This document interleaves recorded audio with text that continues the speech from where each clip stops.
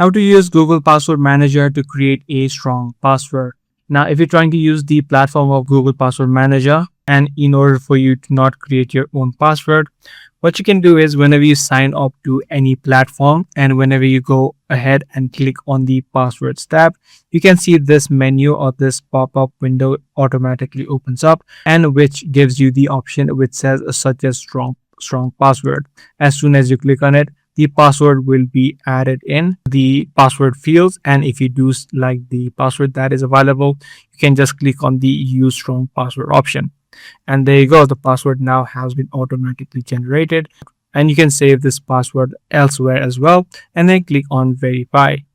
So using this exact method, you can use strong passwords that is available inside of Google Passwords Manager. Do give this video a thumbs up if you guys found this video to be helpful. That's going to be all for today. I'm going to see you in the next video.